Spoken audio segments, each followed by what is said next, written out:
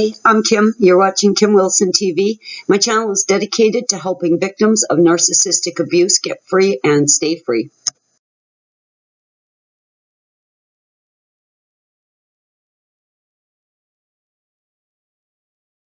This morning, Deb J sent me an email in reference to a thread under one of the videos that her and Allison were chatting in. And I guess a lot of people probably are wondering, as I am, how do you make up for lost time? Or is lost time kind of like the money they took and you just got to cut your losses?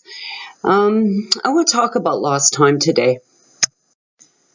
I would have to admit that what I perceive as lost time, and I believe every moment I spent with Trevor was an absolute waste of my time. Important time, valuable time that is now gone.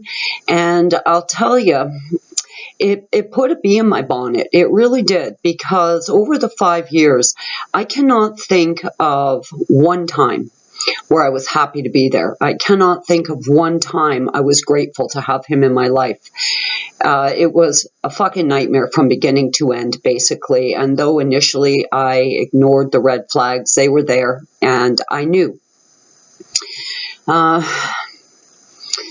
tell you, the lost time definitely was a bee in my bonnet initially. I mean, I got to my house. I was just going and going and going, like powered myself by what really felt like desperation to catch up, desperation to reestablish, a home that he had taken from me, desperate to reestablish career I had lost, desperate to start to save money again, that I had lost as a result. I'm desperate to get rid of, the truck and anything that he had filthied up. So I guess I would say in the first few months of getting free, I feel like I was in a total state of desperation, trying to make up for lost time, or at least stay diligent to the need for damage control. And yeah, Deb and I've talked about this quite a bit, I'll tell you. The lost time is definitely a bee in my bonnet. And I feel like the lost time was one problem for me. There was something else that's been kind of haunting me, something that keeps kind of coming up, and that is, can you make up for lost time? Is it like all the money they took from us and you cut your losses and move on? But, and I'd be okay with that. Like, I wouldn't feel like, oh man, I got to get that time back. I understand that time was wasted with a really horrible human being. I get all that. But I think what's become extremely important to me now at this point is how I move forward from here. Time has kind of taken on a different meaning for me. And there's one thing, I guess, to let days pass while you're healing. And yeah, we got to do that. And there is that self-imposed isolation, and there is that sort of self-imposed withdrawal from society. And I know a lot of us have that. I've certainly got that. But how do I move forward from here? That's been weighing very, very heavily on my mind.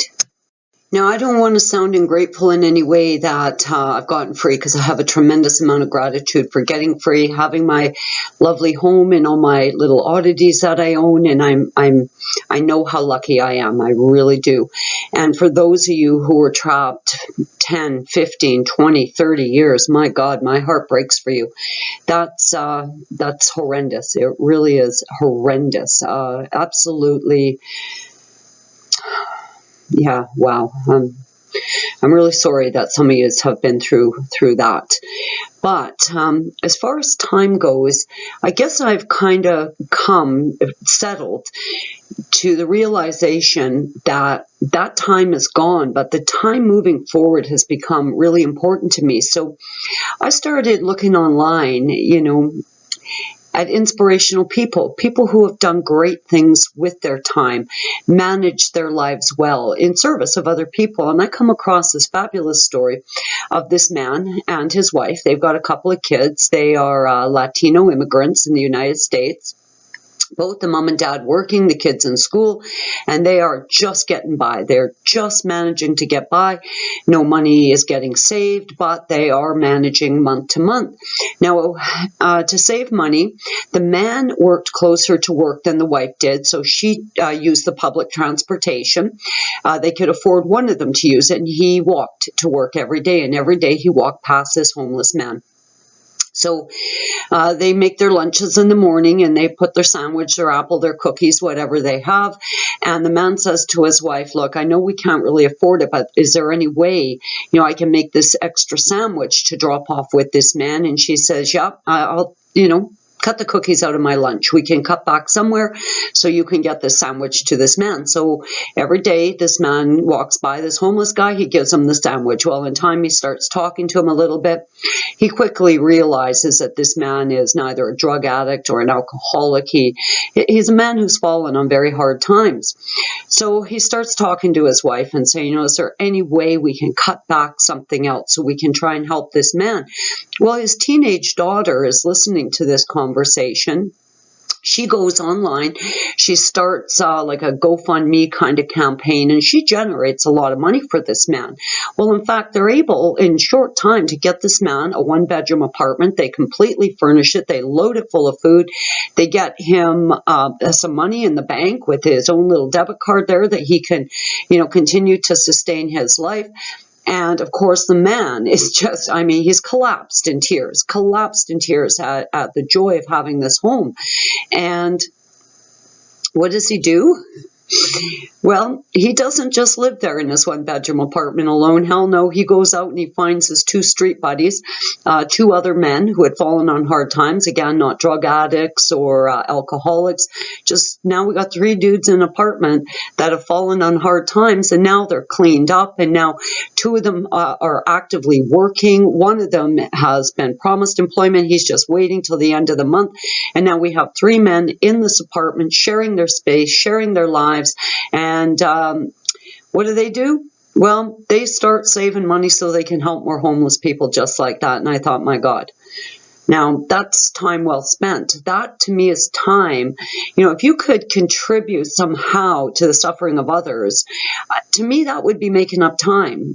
Just like Mary Lynn in her comment says, no contact is such a stumbling block for people. Mary Lynn wants to be able to reach out to people, be a support network for them if they're thinking of breaking no contact, helping them to reinforce how important no contact is. You see, time might have been lost, but now time is being well spent, and that was really inspirational for me. I guess I've come to realize that maybe time wasted is time gone, and if I can't get that time back, that's fine.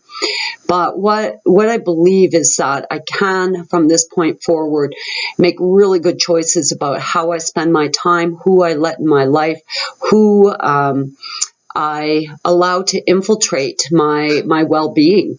I get to pick these things now, and I didn't really realize the importance of that before. So if losing time has given me a new perspective on how valuable and how precious time is moving forward, I want to make some really good choices about how I invest myself and my time in the future. Guys, I'm Kim. You're watching Kim Wilson TV. I hope you guys are having a great narc-free day.